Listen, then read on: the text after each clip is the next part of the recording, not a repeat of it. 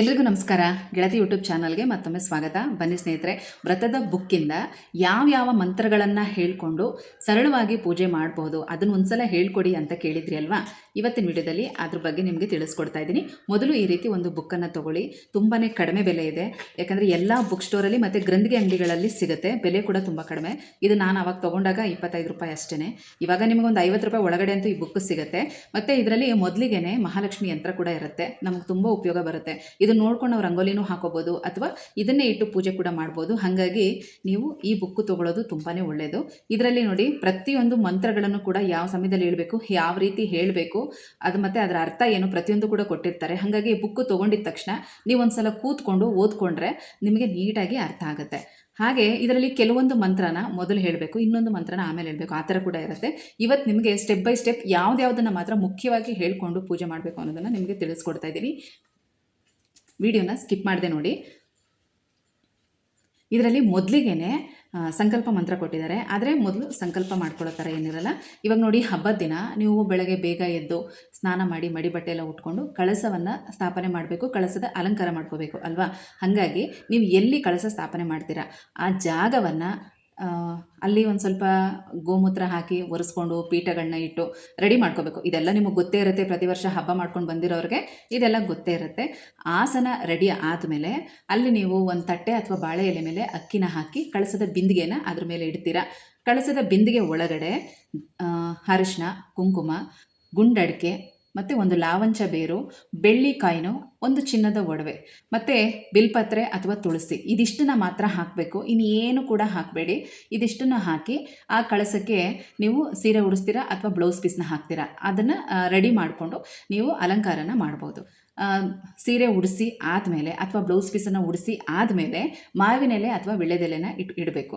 5 ವಿಳ್ಯದೆಲೆ, ಮಾವಿನೆಲೆ ಇಡೋದಾದರೆ ತುದಿ ಕುಚ್ಚು ಬರುತ್ತಲ್ಲ, ಆ ಕುಚ್ಚನ್ನು ಇಡಬೇಕು. 9 ಎಲೆ ಅಥವಾ 5 ಎಲೆ ಇದ್ದರೆ ಚೆನ್ನಾಗೇ ಕಾಣಿಸುತ್ತೆ.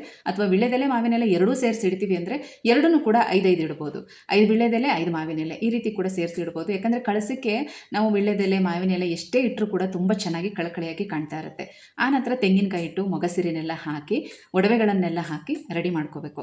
ಅದಾದಮೇಲೆ ನೀವು ಹೂವಿಂದ ಅಲಂಕಾರ ಮಾಡೋದಾದರೆ ಅದನ್ನು ಕೂಡ ಮಾಡಬೇಡಿ, ಯಾಕಂದರೆ ಮೇಲಿಂದ ಒಂದು ಸ್ಟೆಪ್ ನಾವು ಮಾಡ್ಕೊಂಡು ಬರಬೇಕು. ಹಾಗಾಗಿ ಈಗ ತಟ್ಟೆ ಜೋಡಿಸ್ಬಿಟ್ರೆ, ವಿಗ್ರಹಗಳನ್ನ ಜೋಡಿಸ್ಬಿಟ್ರೆ ಮತ್ತೆ ನಾವು ಕಳಸದ ಅಲಂಕಾರ ಮಾಡೋದಕ್ಕಾಗಲ್ಲ. ಹಾಗಾಗಿ ಈ ರೀತಿ ನೀವು ಕಳಸದ ಅಲಂಕಾರ ಎಲ್ಲ ಆದಮೇಲೆ ದೀಪಗಳನ್ನೆಲ್ಲ ಹಚ್ಕೋಬೇಕು. ದೀಪಗಳನ್ನ ರೆಡಿ ಮಾಡಿ ದೀಪಗಳನ್ನು ಹಚ್ಚಬೇಕು.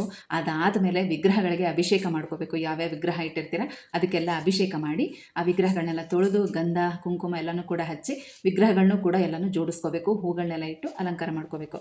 ಅದಾದಮೇಲೆ ನೆಕ್ಸ್ಟ್ ಸ್ಟೆಪ್ ಏನಂತಂದರೆ, ತಟ್ಟೆಗಳೆಲ್ಲ ಏನೇನು ರೆಡಿ ಮಾಡ್ಕೊಂಡಿರ್ತೀರ, ನೀವು ಎಷ್ಟು ತಟ್ಟೆ ರೆಡಿ ಮಾಡಿರ್ತೀರ ಅದನ್ನೆಲ್ಲ ಜೋಡಿಸ್ಕೋಬೇಕು. 5 ತಟ್ಟೆ, 3 ತಟ್ಟೆ, 5 ತಟ್ಟೆ, 9 ತಟ್ಟೆ, ಈ ರೀತಿ ಏನೇನು ನಿಮ್ಮ ಯಥಾಶಕ್ತಿ, ಹಣ್ಣುಗಳು, ತಿಂಡಿಗಳು, ಹೂಗಳು, ಇನ್ನು ದೇವಿಗೆ ಇಡೋವಂಥ ಸೀರೆ, ಮಡ್ಲಕ್ಕಿ, ಇದನ್ನೆಲ್ಲ ಅಷ್ಟೇ ಎಲ್ಲನೂ ಲೆಕ್ಕ ಹಾಕ್ಕೊಂಡು 3 ತಟ್ಟೆ, 5 ತಟ್ಟೆ ಅಥವಾ 9 ತಟ್ಟೆ ಈ ರೀತಿ ಜೋಡಿಸಿ ರೆಡಿ ಮಾಡ್ಕೊಳ್ಳಿ. ಇದಿಷ್ಟು ಕೂಡ ಆದಮೇಲೆ ನೀವು ಪೂಜೆನ ಪ್ರಾರಂಭ ಮಾಡ್ಬೋದು. ಅದಕ್ಕಿಂತ ಮೊದಲು ನೀವು ಕೂಡ ಚೆನ್ನಾಗಿ ರೆಡಿ ಆಗಬೇಕು. ಹೊರಗಡೆ ತುಳಸಿ ದೀಪ ಹಚ್ಚಬೇಕು, ಮತ್ತು ಹೊಸ್ಲತ್ರ ಅರಿಶಿನ ಕುಂಕುಮ ಎಲ್ಲ ಹಚ್ಚಿ ಹೂವಿಟ್ಟು ಚೆನ್ನಾಗಿ ರಂಗೋಲಿ ಹಾಕಿ ಹೊಸ್ಲತ್ರ ಕೂಡ ದೀಪ ಹಚ್ಚಿ ಆಮೇಲೆ ಬಂದು ಪೂಜೆಗೆ ಕೂತ್ಕೊಳ್ಳಿ. ಆಯಿತಾ? ಅಭಿಷೇಕ ಎಲ್ಲ ಮಾಡಿ ಆಮೇಲೆ ನಾವು ಇದೆಲ್ಲ ಮಾಡ್ಬೋದಂದರೆ ಖಂಡಿತವಾಗ್ಲೂ ಮಾಡ್ಬೋದು. ಅಥವಾ ಮೊದಲು ಹೊರಗಡೆ ನೀವು ತುಳಸಿ ದೀಪ, ಹೊಸ್ಲತ್ರ ದೀಪ ಎಲ್ಲ ಹಚ್ಚಿ ಒಟ್ಟಿಗೆ ಒಳಗಡೆ ನೀವು ಕಳಸದ ಅಲಂಕಾರ ಮಾಡ್ಕೊಳ್ಳೋಕ್ಕೆ ಕೂಡ ಬರ್ಬೋದು. ಟೈಮನ್ನ ಅಡ್ಜಸ್ಟ್ ಮಾಡಿಕೊಂಡು ಈ ರೀತಿ ಮಾಡಿ. ಅಥವಾ ನೀವು ಒಳಗಡೆ ಎಲ್ಲ ರೆಡಿ ಮಾಡಿಬಿಟ್ಟು ಆಮೇಲೆ ಬಂದು ಇಲ್ಲಿ ದೀಪ ಹಚ್ತೀರ ಅಂದರೆ ಹಂಗೂ ಮಾಡ್ಬೋದು. ಯಾಕಂದರೆ ವರಮಹಾಲಕ್ಷ್ಮಿ ಹಬ್ಬದ ದಿನ ನೀವು ರಾತ್ರಿಯೆಲ್ಲ ಕೆಲಸ ಮಾಡ್ಕೋತಾ ಇರ್ತೀರ. ಹಾಗಾಗಿ ನಡುರಾತ್ರಿಯಲ್ಲೇ ತುಳಸಿ ದೀಪ ಹಚ್ಚಬೇಕು ಮತ್ತು ಹೊಸ್ಲತ್ರ ದೀಪ ಹಚ್ಚಬೇಕು ಅಂತೇನಿಲ್ಲ. ನೀವು ನಡುರಾತ್ರಿಯಲ್ಲಿ ಇವಾಗ 1 ಗಂಟೆ ಕಳೆದ ನಂತರ ಸ್ನಾನ ಮಾಡಿಕೊಂಡು ನೀವು ಕಳಸದ ಅಲಂಕಾರ ಮಾಡೋದಕ್ಕೆ ಶುರು ಮಾಡ್ಕೋಬೋದು. ಆ ಸಮಯದಲ್ಲೇ ಹೊರಗಡೆ ತುಳಸಿ ದೀಪ ಎಲ್ಲ ಹಚ್ಚಬೇಕು ಅಂತೇನಿಲ್ಲ. ಟೈಮ್ ನೋಡ್ಕೊಳ್ಳಿ. ಬೆಳಗಿನ ಜಾವ 5 ಗಂಟೆಗೆ ನೀವು ಅಥವಾ 4 ಗಂಟೆಗೆ ತುಳಸಿ ದೀಪ, ಹೊಸ್ಲತ್ರ ಎಲ್ಲ ದೀಪ ಹಚ್ಚಿ ನೀವು ಒಳಗಡೆ ಮಿಕ್ಕಿದ ಕೆಲಸನೆಲ್ಲ ನೀವು ಮಾಡ್ಕೋಬೋದು. ಈ ವಿಷಯದಲ್ಲಿ ಯಾವುದೇ ರೀತಿ ಕನ್ಫ್ಯೂಸ್ ಮಾಡ್ಕೊಳ್ಳೋಕೆ ಹೋಗಬೇಡಿ. ಈಗ ನೀವು ಇಷ್ಟೆಲ್ಲ ರೆಡಿ ಮಾಡ್ಕೊಂಡಿದ್ದೀರಾ, ದೀಪಗಳ ಹಚ್ಚಾಯಿತು, ಅಭಿಷೇಕ ಮಾಡಾಯಿತು, ಕಳಸದ ಅಲಂಕಾರ ಕೂಡ ಆಯಿತು. ನೀವು ಕೂಡ ಸಿದ್ಧರಾಗಿ ಉತ್ತರ ಅಥವಾ ಪೂರ್ವಾಭಿಮುಖವಾಗಿ ಕೂತ್ಕೊಳ್ಳಿ. ಈಗ ಸಂಕಲ್ಪ ಮಾಡ್ಕೊಳ್ಳೋದಕ್ಕೆ ರೆಡಿ ಮಾಡ್ಕೋಬೇಕು. ನೋಡಿ, ಒಂದು ಪಂಚಪಾತ್ರೆ ಅಥವಾ ಒಂದು ತಾಮ್ರದ ಚೆಂಬಲ್ಲಿ ನೀರು ತೊಗೊಳ್ಳಿ. ಇಲ್ಲ ಅನ್ನೋರು ಒಂದು ಸ್ಟೀಲ್ ಚೆಂಬು ಅಥವಾ ಸ್ಟೀಲ್ ಗ್ಲಾಸಲ್ಲಿ ನೀರು ತೊಗೊಳ್ಳಿ. ಒಂದು ಸ್ಪೂನ್ ಹಾಕೋಬೇಕು. ಅದಕ್ಕೆ ಒಂದು ತಟ್ಟೆ, ಅಕ್ಷತೆ, ಬಟ್ಲು, ಅರಿಶಿನ, ಕುಂಕುಮ, ಬಿಡಿ ಹೂಗಳು ಇದನ್ನೆಲ್ಲ ಜೋಡಿಸಿ ರೆಡಿ ಮಾಡಿ ಇಟ್ಕೋಬೇಕು. ನೀವು ಯಾವುದರಲ್ಲಿ ನೀರು ಇಟ್ಕೊಂಡಿರ್ತೀರೋ ಅದ್ರ ಮೇಲೆ ನಿಮ್ಮ ಬಲಗೈಯನ್ನು ಇಟ್ಟು ಗಂಗೆ ಮಂತ್ರನ ಹೇಳ್ಕೋಬೇಕು. ಗಂಗೆ ಚ ಯಮುನೆ ಚೈವ ಗೋದಾವರಿ ಸರಸ್ವತಿ ನರ್ಮದೆ ಸಿಂಧು ಕಾವೇರಿ ಜಲಸ್ಮಿನ್ ಸನ್ನಿಧಿಂ ಕುರು. ಈ ರೀತಿ ಗಂಗೆ ಮಂತ್ರನ ಹೇಳ್ಕೊಂಡು ಆ ನೀರಲ್ಲಿ ಒಂದು ಹೂವನ್ನು ಅದ್ದಿ ಅಪವಿತ್ರಂ ಪವಿತ್ರಯಾಮಿ ಅಂತ ಹೇಳಿ ಕಳಸದ ಮೇಲೆ, ವಿಗ್ರಹಗಳ ಮೇಲೆ, ಎಲ್ಲ ಪೂಜಾ ಸಾಮಗ್ರಿಗಳ ಮೇಲೆ, ನೀವೇನು ತಟ್ಟೆ ಜೋಡಿಸಿರ್ತೀರಾ ಅದ್ರ ಮೇಲೆ ಮತ್ತು ನಿಮ್ಮ ತಲೆ ಮೇಲೆ ಎಲ್ಲದಕ್ಕೂ ಕೂಡ ನೀರನ್ನ ಪ್ರೋಕ್ಷಣೆ ಮಾಡಿಕೊಂಡು ಅಪವಿತ್ರಂ ಪವಿತ್ರಯಾಮಿ ಅಂತ ಹೇಳ್ಕೋಬೇಕು. ಅದಾದಮೇಲೆ ನೆಕ್ಸ್ಟ್ ಸ್ಟೆಪ್ ಏನು ಅಂತಂದರೆ ಗಣೇಶನ ಪ್ರಾರ್ಥನೆ ಮಾಡಬೇಕು. ಯಾಕಂದರೆ ನಾವು ಯಾವುದೇ ಪೂಜೆನ ಪ್ರಾರಂಭ ಮಾಡೋಕ್ಕೆ ಮೊದಲು ಗಣಪತಿಯನ್ನು ಪ್ರಾರ್ಥನೆ ಮಾಡಬೇಕು. ಕೈಯಲ್ಲಿ ಒಂದು ಸ್ವಲ್ಪ ಹೂವು, ಅಕ್ಷತೆ, ಗರ್ಕೆ ಇದನ್ನೆಲ್ಲ ಇಟ್ಕೊಂಡು ಗಣಪತಿನ ಪ್ರಾರ್ಥನೆ ಮಾಡಿ. ಇದರಲ್ಲಿ ಗಣಪತಿ ಪೂಜೆಗೂ ಕೂಡ ಮಂತ್ರಗಳನ್ನ ಕೊಟ್ಟಿದ್ದಾರೆ. ಇಷ್ಟೆಲ್ಲ ಮಂತ್ರನ ಹೇಳೋಕ್ಕಾಗಲ್ಲ ಅಂದರೆ ಇದು ಹೆಚ್ಚು ಕಡಿಮೆ 2 ಪೇಜ್ ಇದೆ ಈ ಮಂತ್ರ. ಇಷ್ಟೆಲ್ಲ ಹೇಳೋಕ್ಕಾಗಲ್ಲ ಖಂಡಿತವಾಗ್ಲೂ.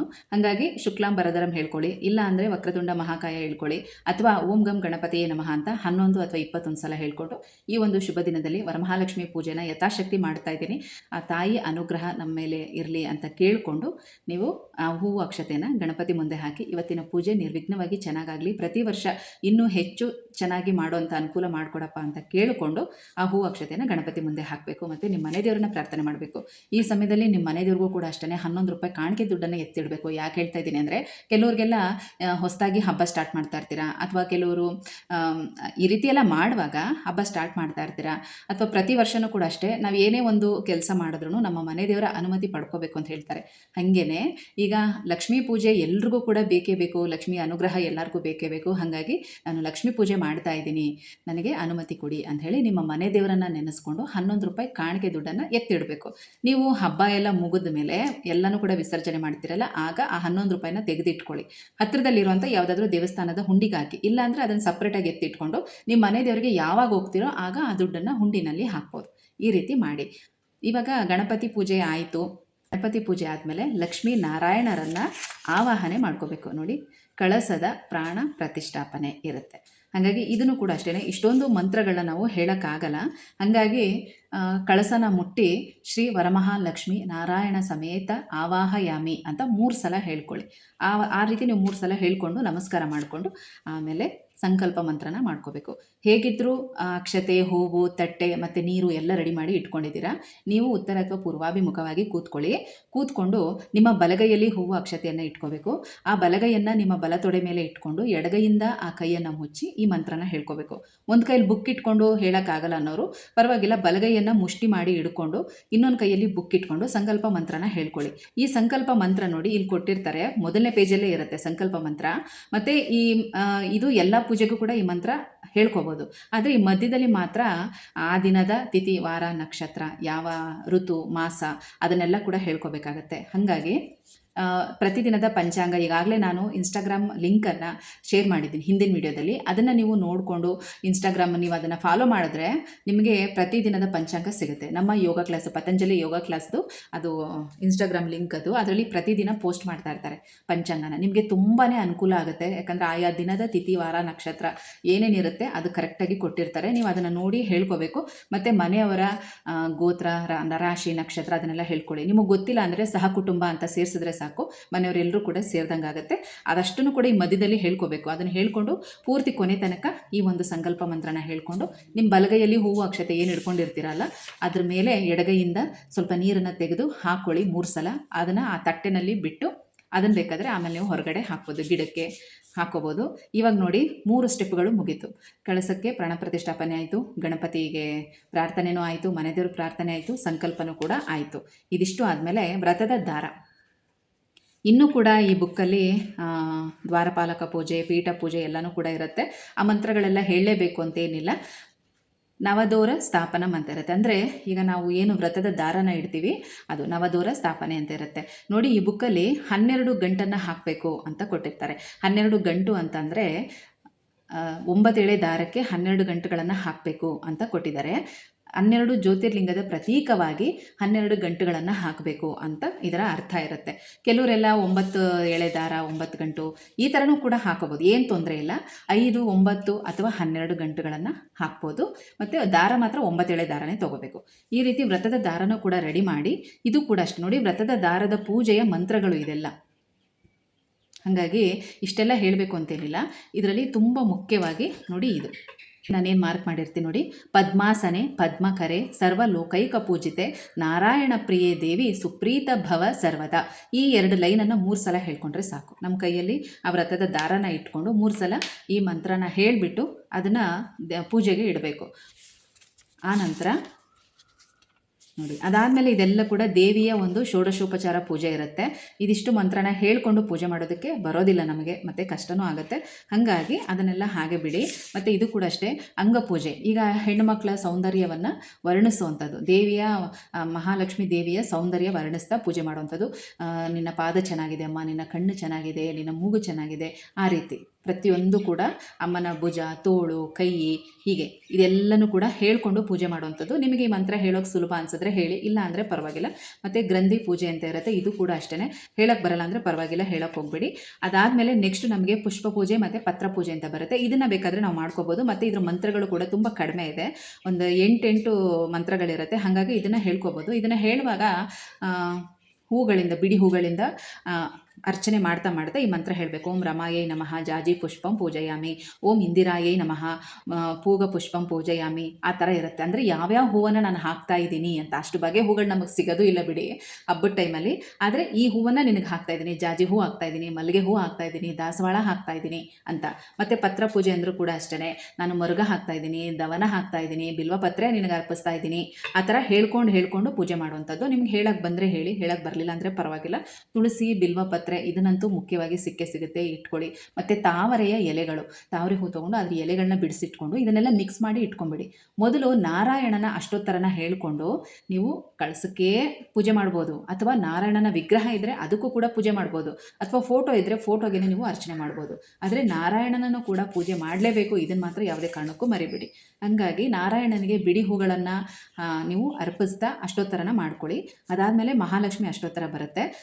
ವರಮಹಾಲಕ್ಷ್ಮಿ ಅಷ್ಟೋತ್ತರ ಈ ಬುಕ್ಕಲ್ಲಿ ಕೊಟ್ಟಿರ್ತಾರೆ, ಇದನ್ನು ನೋಡ್ಕೊಂಡು ಹೇಳಿ, ಅಥವಾ ನೀವು ಮಹಾಲಕ್ಷ್ಮಿ ಅಷ್ಟೋತ್ತರ ಕೂಡ ಮಾಡ್ಕೋಬೋದು. ಮೊದಲು ಮಹಾಲಕ್ಷ್ಮಿ ಅಷ್ಟೋತ್ತರ ನೀವು ಮಾಡುವಾಗ ಕುಂಕುಮಾರ್ಚನೆ ಮಾಡಬೇಕು, ತುಂಬ ಒಳ್ಳೆಯದು. ಹಬ್ಬದ ದಿನ ಕುಂಕುಮಾರ್ಚನೆ ಮಾಡಿ. ನೋಡಿ, ಮಹಾಲಕ್ಷ್ಮಿ ಅಷ್ಟೋತ್ತರ ಆದರೆ ಮೊದಲನೇಗೆ ಓಂ ಪ್ರಕೃತಿಯ ನಮಃ, ಓಂ ವಿಕೃತಿಯ ನಮಃ ಆ ಥರ ಬರುತ್ತೆ. ಆದರೆ ವರಮಹಾಲಕ್ಷ್ಮಿ ಅಷ್ಟೋತ್ತರದಲ್ಲಿ ಓಂ ವರಲಕ್ಷ್ಮಿಯೇ ನಮಃ, ಓಂ ಪದ್ಮನಿಲಯಾಯೈ ನಮಃ, ಓಂ ಲೋಕಮಾತ್ರೇ ನಮಃ ಆ ರೀತಿ ಸ್ಟಾರ್ಟ್ ಆಗುತ್ತೆ. ಮೊದಲು 3 ನಾಮಗಳನ್ನು ಹೇಳುವಾಗ ಅರಿಶಿನವನ್ನು ಹಾಕಬೇಕು. ಈಗ ಅದು ಕೂಡ ಕುಂಕುಮಾರ್ಚನೆ ಹೇಗೆ ಮಾಡಬೇಕು ಅನ್ನೋದು ಹಿಂದಿನ ವಿಡಿಯೋದಲ್ಲಿ ತಿಳಿಸ್ಕೊಟ್ಟಿದ್ದೀನಿ. ಒಂದು ಪ್ಲೇಟನ್ನು ಕೆಳಗಡೆ ಇಟ್ಕೊಳ್ಳಿ, ಅದ್ರ ಮೇಲೆ 2 ವೀಳ್ಯದೆಲೆ ಇಟ್ಕೊಳ್ಳಿ. ತೊಟ್ಟು ನಿಮ್ಮ ಎಡಭಾಗಕ್ಕೆ ಬರಬೇಕು, ತುದಿ ನಿಮ್ಮ ಬಲಭಾಗಕ್ಕೆ ಬರಬೇಕು. ಆ ರೀತಿ 2 ವೀಳ್ಯದೆಲೆ ಇಟ್ಕೊಳ್ಳಿ. ಆ ವೀಳ್ಯದೆಲೆ ಮೇಲೆ ಒಂದು ಗುಂಡಡಿಕೆನೋ ಅಥವಾ ಒಂದು ಕಾಯಿನೋ ಅಥವಾ ಶ್ರೀಚಕ್ರದ ಕಾಯಿನ್ ಏನಿರುತ್ತೋ ಅದನ್ನು ಇಟ್ಕೋಬೋದು. ನೀವು ಇಟ್ಕೊಂಡು ಕುಂಕುಮಾರ್ಚನೆ ಮಾಡಬೇಕು. ಮೊದಲನ 3 ನಾಮಗಳನ್ನ ಹೇಳುವಾಗ ಅರಿಶಿಣವನ್ನು ಹಾಕಬೇಕು. ಆನಂತರ ಕುಂಕುಮವನ್ನು ಒಂದೊಂದೇ ಚಿಟಿಕೆ ಹಾಕ್ತಾ 108 ನಾಮಗಳನ್ನು ಹೇಳಿ ಕಮಲಾಷ್ಟೋತ್ತರ ಶತನಾಮ ಪೂಜಾ ಸಮರ್ಪಯಾಮಿ ಅಂತ ಹೇಳಿ 2 ಕೈಯಿಂದ ನಮಸ್ಕಾರ ಮಾಡಬೇಕು. ಆನಂತರ ಮೊದಲು ಆ ಕುಂಕುಮನ ತೆಗೆದು ದೇವಿಗೆ ಹಣೆಗಿಡಬೇಕು. ವಿಗ್ರಹಗಳು, ಹೆಣ್ಣು ವಿಗ್ರಹ, ದೇವಿ ವಿಗ್ರಹಗಳು ಯಾವ್ಯಾವ್ದು ಇಟ್ಕೊಂಡಿರ್ತೀರ ನೀವು, ಆ ಎಲ್ಲ ಹೆಣ್ಣು ದೇವತೆಗಳಿಗೆ ಆ ಕುಂಕುಮನ ಹಚ್ಚಿ ಆನಂತರ ನೀವು ಕೂಡ ಹಣೆಗಿಟ್ಕೊಳ್ಳಿ, ನಿಮ್ಮ ಮಾಂಗಲ್ಯಕ್ಕೂ ಕೂಡ ಇಟ್ಕೊಳ್ಳಿ. ಆಮೇಲೆ ಮನೆಯವರೆಲ್ಲರಿಗೂ ಕೂಡ ಆ ಕುಂಕುಮನ ಹಚ್ಕೊಳ್ಳೋದಕ್ಕೆ ಕೊಡಿ. ಇದಿಷ್ಟು ಕೂಡ ಒಂದು ಹಂತದ ಪೂಜೆ ಮುಗಿಯುತ್ತೆ. ಇದಾದ ಮೇಲೆ ನೋಡಿ, ಇನ್ನೂ ಕೂಡ ಇಲ್ಲಿ ಸುಮಾರು ಮಂತ್ರಗಳು ಕೊಟ್ಟಿರ್ತಾರೆ. ಇಷ್ಟೆಲ್ಲನೂ ಕೂಡ ಏನು ಹೇಳಬೇಕು ಅಂತೇನಿಲ್ಲ. ಅಷ್ಟೋತ್ತರಗಳೆಲ್ಲನೂ ಕೂಡ ಆದಮೇಲೆ ನೈವೇದ್ಯವನ್ನು ಅರ್ಪಿಸಿ. ಬೆಳಗಿನ ಸಮಯದಲ್ಲಿ ನೀವು ಏನು ನೈವೇದ್ಯ ಇಟ್ಟಿರ್ತೀರೋ ಆ ನೈವೇದ್ಯಗಳನ್ನೆಲ್ಲ ಅರ್ಪಿಸ್ಬೇಕು. ಆನಂತರ ತೆಂಗಿನಕಾಯಿನೂ ಕೂಡ ಒಡೆದು ನೈವೇದ್ಯನ ಅರ್ಪಿಸಿ, ಬಾಳೆಹಣ್ಣು ತುದಿ ಮುರಿದು, ವೀಳ್ಯದೆಲೆನೂ ಕೂಡ ಅಷ್ಟೇ ತೊಟ್ಟು ತುದಿ ಎಲ್ಲನೂ ಕೂಡ ಮುರಿದು, ಉದ್ದರಣೆಯಿಂದ ನೀರು ತೊಗೊಂಡು 3 ಸಲ ಅದೆಲ್ಲದಕ್ಕೂ ಕೂಡ ಸುತ್ತಿ ಕೆಳಗಡೆ ಹಾಕಿ 2 ಕೈಯಿಂದ ನೈವೇದ್ಯ ಸಮರ್ಪಯಾಮಿ ಅಂತ ಕೇಳ್ಕೋಬೇಕು. ಮತ್ತು ಆ ನೈವೇದ್ಯಕ್ಕೆಲ್ಲ ಕೂಡ ತುಳಸಿ ದಳನ ಹಾಕಲೇಬೇಕು. ಇದೆಲ್ಲ ಆದಮೇಲೆ ಕೂತ್ಕೊಂಡು ಕನಕದಾರ ಸ್ತೋತ್ರನ ಓದಬೇಕು. ಫಸ್ಟು ನೈವೇದ್ಯ ಎಲ್ಲ ಅರ್ಪಿಸಿ ಆದಮೇಲೆ ಕನಕದಾರ ಸ್ತೋತ್ರನ ಓದಿ, ಅದಾದಮೇಲೆ ವರಮಹಾಲಕ್ಷ್ಮಿಯ ವ್ರತ ಕಥೆಯನ್ನು ಓದಬೇಕು. ಕೈಯಲ್ಲಿ ಅಕ್ಷತೆ ಇಟ್ಟುಕೊಂಡು ಈ ಒಂದು ವ್ರತ ಕಥೆಯನ್ನು ಜೋರಾಗಿ ಓದಿ. ಈಗ ನೀವು ಬೆಳಗ್ಗೆ ಇಷ್ಟೆಲ್ಲ ಪೂಜೆ ಮಾಡೋಷ್ಟೊತ್ತಿಗೆ ನಿಮ್ಮ ಮನೆಯವರೆಲ್ಲರೂ ಕೂಡ ಒಬ್ಬೊಬ್ಬರಾಗಿ ತಯಾರಾಗಿ ಸಿದ್ಧರಾಗಿ ಬಂದು ಕೂತ್ಕೊಳ್ಳಿ. ಕತೆ ಓದೋಷ್ಟೊತ್ತಿಗೆ ಎಲ್ಲರೂ ಕೂಡ ಒಟ್ಟಿಗೆ ಸೇರಬೇಕು. ಕತೆ ಓದಿ ಆದಮೇಲೆ ನೋಡಿ, ಅಷ್ಟಲಕ್ಷ್ಮಿ ಸ್ತೋತ್ರ ಇರುತ್ತೆ. ಇದು ತುಂಬ ಒಳ್ಳೆಯದು, ಕಲ್ತ್ಕೊಂಡು ಹೇಳಿ ಇದನ್ನು. ಸುಮನಸ ವಂದಿತ ಸುಂದರಿ ಮಾಧವಿ ಚಂದ್ರ ಸಹೋದರಿ ಹೇಮಮಯೇ ಮುನಿಗಣ ವಂದಿತ ಮೋಕ್ಷ ಪ್ರದಾಯಿನಿ ಮಂಜುಳ ಭಾಷಿಣಿ ವೇದನುತೆ. ತುಂಬ ಚೆನ್ನಾಗಿರುತ್ತೆ. ಹಾಗಾಗಿ ಈ ಒಂದು ಅಷ್ಟಲಕ್ಷ್ಮಿ ಸ್ತೋತ್ರನ ಹೇಳ್ಕೊಳ್ಳಿ. ಇದು ಬರಲ್ಲ ಅಂದರೆ ಮಹಾಲಕ್ಷ್ಮಿ ಅಷ್ಟಕನ ಹೇಳ್ಕೊಬೋದು. ನಮಸ್ತೆಸ್ತು ಮಹಾಮಾಯೆ ಶ್ರೀಪೀಠೆ ಸುರಪೂಜಿತೆ ಶಂಖ ಚಕ್ರ ಗದಾ ಹಸ್ತೆ ಮಹಾಲಕ್ಷ್ಮಿ ನಮೋಸ್ತುತೆ ಅಂತ ಬರುತ್ತಲ್ಲ, ಅದು ಈ ಎರಡರಲ್ಲಿ ಯಾವುದಾದ್ರೂ ಒಂದನ್ನು ಹೇಳ್ಕೊಳ್ಳಿ. ಇದನ್ನು ಹೇಳುವಾಗ ನೀವು ಬೆಟ್ಟದ ನೆಲ್ಲಿಕಾಯಿ ದೀಪ ಅಥವಾ ತುಪ್ಪದ ದೀಪಗಳನ್ನು ಹಚ್ಚಿ ಆರತಿ ಮಾಡಿಕೊಂಡು ಈ ಹಾಡನ್ನು ಹೇಳಬೇಕು. ಅಷ್ಟಲಕ್ಷ್ಮಿ ಸ್ತೋತ್ರ ಅಥವಾ ಮಹಾಲಕ್ಷ್ಮಿ ಅಷ್ಟಕ, ಈ ಎರಡರಲ್ಲಿ ಯಾವುದಾದ್ರೂ ಒಂದನ್ನು ಹೇಳ್ಕೊಳ್ಳಿ. ಅಥವಾ ಭಾಗ್ಯದ ಲಕ್ಷ್ಮಿ ಬಾರಮ್ಮ ಇದನ್ನಾದರೂ ಹೇಳಿ. ದೇವಿ ಕೂಡ ಸಂಗೀತ ಪ್ರಿಯೆ, ಹಾಗಾಗಿ ಯಾವುದಾದ್ರೂ ಒಂದು ಹಾಡನ್ನು ಹೇಳ್ತಾ ಮನೆಯವರೆಲ್ಲರೂ ಕೂಡ ಒಟ್ಟಿಗೆ ಸೇರಿ ಈ ಆರತಿಯನ್ನು ಮಾಡಬೇಕು. ಬೆಟ್ಟದ ನೆಲ್ಲಿಕಾಯಿ ಆರತಿ ಮಾಡಿ ಅಥವಾ ತುಪ್ಪದ ದೀಪಗಳನ್ನು ಹಚ್ಕೊಂಡು ಆರತಿ ಮಾಡಿ. ಈ ರೀತಿ ಆರತಿಯನ್ನು ಮಾಡಿ ಅದನ್ನು ಒಂದು ಕಡೆ ಪಕ್ಕದಲ್ಲಿ ಇಟ್ಟು ನಮಸ್ಕಾರ ಮಾಡಿಕೊಂಡು ಆಮೇಲೆ ಬೇಕಾದರೆ ಕರ್ಪೂರನ ಹಚ್ಚಿ ಆರತಿ ಮಾಡಿ ಮನೆಯವರೆಲ್ಲರಿಗೂ ಕೂಡ ಮಂಗಳಾರತಿಯನ್ನು ಕೊಡ್ಬೋದು. ಆಮೇಲೆ ನಿಮ್ಮ ಕೈಯಲ್ಲಿ ಸ್ವಲ್ಪ ಹೂವು ಅಕ್ಷತೆಯನ್ನು ಹಿಡ್ಕೊಂಡು 9 ಪ್ರದಕ್ಷಿಣೆಯನ್ನು ಹಾಕಿ ಕ್ಷಮಾಪಣ ಮಂತ್ರ ಹೇಳಿಕೊಂಡು, ಯಾಕಂದರೆ ಏನಾದರೂ ಮಾಡಿರೋವಂಥ ಪೂಜೆಯಲ್ಲಿ ಹೇಳಿರೋವಂಥ ಮಂತ್ರದಲ್ಲಿ ತಪ್ಪಿದ್ರೆ ಅದನ್ನು ಕ್ಷಮಿಸಮ್ಮ ಅಂತ ದೇವಿನ ಕೇಳಿಕೊಂಡು ಆ ಹೂವು ಅಕ್ಷತೆಯನ್ನು ದೇವಿ ಮುಂದೆ ಹಾಕಿ ನಮಸ್ಕಾರ ಮಾಡ್ಕೊಳ್ಳಿ. ಗಂಡು ಮಕ್ಕಳು ಸಾಷ್ಟಾಂಗ ನಮಸ್ಕಾರ ಮಾಡ್ಬೋದು, ಹೆಣ್ಣು ಮಕ್ಕಳು ಮಂಡಿ ಊರಿ ನಮಸ್ಕಾರ ಮಾಡ್ಕೋಬೇಕು. ಇದಿಷ್ಟು ಮಾಡಿದ್ರೆ ಪೂಜೆ ಅಲ್ಲಿಗೆ ಸಮಾಪ್ತಿ ಆಗುತ್ತೆ. 1-2 ನಿಮಿಷ ಹಾಗೇ ಕೂತ್ಕೊಳ್ಳಿ ದೇವಿ ಮುಂದೆ. ನೀವು ಏನೆಲ್ಲ ಪೂಜೆ ಮಾಡಿದ್ರಿ ಅದನ್ನೆಲ್ಲ ನೆನೆಸ್ಕೊಂಡು ಈ ಒಂದು ಅವಕಾಶ ನಮಗೆ ಕೊಟ್ಟಿದ್ದಕ್ಕೆ ನಮಗೆ ತುಂಬ ಖುಷಿಯಾಯಿತು, ನಮ್ಮಿಂದ ಸೇವೆನ ಸ್ವೀಕರಿಸಿದ್ದಕ್ಕೆ ಧನ್ಯವಾದ ಅಂತ ಅಮ್ಮನವ್ರಿಗೆ ಮನಸ್ಪೂರ್ವಕವಾಗಿ ಧನ್ಯವಾದನ ಹೇಳಿ ಆಮೇಲೆ ನೀವು ಎದ್ದು ನಿಮ್ಮ ಕೆಲಸನ ಮಾಡ್ಕೋಬೋದು. ಸ್ನೇಹಿತರೆ, ಇದಿಷ್ಟೂ ಕೂಡ ಒಂದು ವ್ರತದ ಬುಕ್ಕನ್ನು ನೋಡಿಕೊಂಡು ಮಾಡುವಂಥ ಪೂಜೆ. ಇದರಲ್ಲಿ ಹೆಚ್ಚಿಗೆ ಮಂತ್ರಗಳೇ ಕೂಡ ಕೊಟ್ಟಿರ್ತಾರೆ, ಅದನ್ನೆಲ್ಲ ಹೇಳೋಕ್ಕೆ ಬರಲ್ಲ ಅಂತ ಅನ್ನೋರು ಪರವಾಗಿಲ್ಲ, ನಾನು ಕೂಡ ಇಷ್ಟೇ ಮಾಡೋದು. ಇಲ್ಲಿರುವಂಥ ಎಲ್ಲ ಮಂತ್ರಗಳನ್ನು ಕೂಡ ಹೇಳ್ಕೊಂಡು ಕೂತ್ಕೊಳ್ಳೋಕ್ಕಾಗಲ್ಲ, ಯಾಕಂದರೆ ಇರುವಂಥ ಸಮಯದಲ್ಲಿ ನಾವು ಇಷ್ಟೆಲ್ಲ ಮಾಡೋಕ್ಕಾಗೋದಿಲ್ಲ. ಮತ್ತು ಈ ಮಂತ್ರ ಉಚ್ಚಾರಣೆಗಳು ಮಾಡುವಾಗ ಕೆಲವೊಂದು ತಪ್ಪು ಕೂಡ ಆಗಿಬಿಡುತ್ತೆ. ಹಾಗಾಗಿ ನಮಗೆ ಎಷ್ಟು ಬೇಕೋ ಅಷ್ಟು ಸುಲಭವಾಗಿ ನಾವು ಇಷ್ಟು ಮಾಡಿಕೊಂಡ್ರೆ ಸಾಕು. ನೀವು ಇಷ್ಟು ಕೂಡ ಹೇಳೋಕ್ಕಾಗಲ್ಲ, ಇಷ್ಟೂ ಮಾಡೋಕ್ಕಾಗಲ್ಲ ಅಂದ್ರೂ ಪರವಾಗಿಲ್ಲ. ನೀವು ಕಳಸ ಎಲ್ಲ ರೆಡಿ ಮಾಡಾದಮೇಲೆ ಒಂದು ಗಣಪತಿನ ಪ್ರಾರ್ಥನೆ ಮಾಡಿಕೊಂಡು, ನಿಮ್ಮ ಮನೆ ದೇವರನ್ನು ಪ್ರಾರ್ಥನೆ ಮಾಡಿಕೊಂಡು, ಕಳಸಕ್ಕೆ ಲಕ್ಷ್ಮೀ ನಾರಾಯಣರನ್ನು ಆವಾಹನೆ ಮಾಡಿ, ಆ ನಂತರ ಒಂದು ಸಂಕಲ್ಪ ಮಂತ್ರ ಹೇಳ್ಕೊಳ್ಳಿ. ಅದಾದಮೇಲೆ ನಾರಾಯಣನ ಅಷ್ಟೋತ್ತರ, ಲಕ್ಷ್ಮಿ ಅಷ್ಟೋತ್ತರ, ಇದೆರಡು ಮಾತ್ರ ಕಂಪಲ್ಸರಿಯಾಗಿ ಮಾಡಲೇಬೇಕು. ಅದೆರಡು ಆದಮೇಲೆ ನೈವೇದ್ಯ ಮಾಡಿ, ಆನಂತರ ದೀಪಾರಾಧನೆ ಮಾಡಿ, ಆರತಿ ಮಾಡಿ, ಮನೆಯವರೆಲ್ಲರೂ ಒಟ್ಟಿಗೆ ಸೇರಿ ಆರತಿ ಮಾಡಬೇಕು. ವ್ರತದ ಕಥೆಯನ್ನು ಓದಬೇಕು. ಆಮೇಲೆ ಮಹಾಮಂಗಳಾರತಿ ಮಾಡಬೇಕು, ಮನೆಯವರೆಲ್ಲರಿಗೂ ಕೂಡ ಆರತಿ ಕೊಡಬೇಕು. ಇದಿಷ್ಟು ಆದಮೇಲೆ ನೀವು ಏನು ವ್ರತ ದಾರ ಇಟ್ಟಿರ್ತೀರಲ್ಲ, ನಿಮಗಿಂತ ದೊಡ್ಡವ್ರ ಕೈಯಲ್ಲಿ ಕಟ್ಟಿಸ್ಕೋಬೇಕು ಅಷ್ಟೇ. ಅತ್ತೆ, ಅಮ್ಮ, ಅಕ್ಕ ಯಾರ ಕೈಲಾದ್ರೂ ಕಟ್ಟಿಸ್ಕೊಳ್ಳಿ, ಇಲ್ಲಾಂದರೆ ಯಜಮಾನ್ರ ಕೈಲಿ ಕೂಡ ಕಟ್ಟಿಸ್ಕೋಬೋದು. ಮತ್ತು ಹೆಣ್ಮಕ್ಳು ಮಾತ್ರ ಕಟ್ಕೋಬೇಕಂದ್ರೆ ವರಮಹಾಲಕ್ಷ್ಮಿ ಹಬ್ಬ ಹೆಣ್ಮಕ್ಳೇ ಮಾತ್ರನೇ ಕಟ್ಕೊಂಡ್ರೆ ಸಾಕು. ಮತ್ತು ಈ ಒಂದು ವ್ರತದ ದಾರನ 3 ದಿನ 5 ದಿನ ಅಥವಾ ಗೌರಿ ಹಬ್ಬದ ತನಕ ಕೂಡ ಇಟ್ಕೊಳ್ಳೋರು ಇಟ್ಕೋತಾರೆ ಈ ವ್ರತದ ದಾರನ. ಆಗಲ್ಲ ಅನ್ನೋರು 3 ದಿನ ಇಟ್ಟು, ಈಗ ಶುಕ್ರವಾರ ಕಟ್ಕೊಂಡಿದ್ರೆ ಭಾನುವಾರ ತೆಗಿಬೋದು, ಆ ರೀತಿ ಮಾಡ್ಕೋಬೋದು. ವ್ರತದ ಬುಕ್ಕನ್ನು ನೋಡಿಕೊಂಡು ಯಾವ ರೀತಿ ಪೂಜೆ ಮಾಡಬೇಕು ಅಂತ ಕೇಳಿದರೆ, ಇದೇ ವಿಡಿಯೋದಲ್ಲಿ ಬುಕ್ಕು ಇದ್ದವರು ಬುಕ್ಕು ಇಲ್ಲದಿದ್ದವರು ಯಾವ ರೀತಿ ಮಾಡಬೇಕು ಅನ್ನೋದು ಎರಡೂ ವಿಧಾನ ಕೂಡ ನಾನು ತಿಳಿಸ್ಕೊಟ್ಟಿದ್ದೀನಿ. ವಿಡಿಯೋ ಕೊನೆ ತನಕ ನೋಡಿದ್ರೆ ಖಂಡಿತ ನಿಮಗೆ ಅರ್ಥ ಆಗುತ್ತೆ. ಅರ್ಧಂಬರ್ಧ ನೋಡಿ ಮತ್ತೆ ಅದೇ ಪ್ರಶ್ನೆ ಕೇಳಬೇಡಿ. ನಾನು ಯಾಕೆ ಹೇಳ್ತಾ ಇದ್ದೀನಿ ಅಂದರೆ, ಹಬ್ಬದ ಸಮಯ ನಿಮಗೆ ಹೇಗೆ ಕೆಲಸ ಇರುತ್ತೋ ನನಗೂ ಹಾಗೆ ಕೆಲಸ ಇರುತ್ತೆ. ಯಾವುದಾದ್ರೂ ಕಮೆಂಟ್ಗಳಿಗೆ ಉತ್ತರ ಕೊಡೋದು ಮಿಸ್ ಆಗಿತ್ತು ಅಂದರೆ ನೀವು ಬೇಜಾರು ಮಾಡ್ಕೋತೀರಾ, ಹಾಗಾಗಿ ಹೇಳ್ತಾ ಇದ್ದೀನಿ. ದಯವಿಟ್ಟು ನಿಮ್ಗೆ ಅರ್ಥ ಆಗಿಲ್ಲ ಅಂದರೆ ಇನ್ನೊಂದು ಸಲ ವಿಡಿಯೋನ ಕೇಳಿಸ್ಕೊಳ್ಳಿ, ಖಂಡಿತ ಅರ್ಥ ಆಗುತ್ತೆ. ಪ್ರತಿಯೊಂದನ್ನು ಕೂಡ ತುಂಬಾ ಬಿಡಿಸಿ ನಾನು ಕೂಡ ಹೇಳಿರ್ತೀನಿ. ಹಾಗಾಗಿ ಇನ್ನೂ ಏನಾದರೂ ಅದಕ್ಕೂ ಮೇಲೂ ಡೌಟ್ ಇತ್ತು ಅಂದರೆ ಕಮೆಂಟಲ್ಲಿ ಕೇಳಿ, ಸಾಧ್ಯವಾದಷ್ಟು ಉತ್ತರ ಕೊಡೋದಕ್ಕೆ ಪ್ರಯತ್ನ ಮಾಡ್ತೀನಿ. ಮತ್ತೆ ಸಿಗ್ತೀನಿ. ಹೋಗಿ ಬರಲಾ?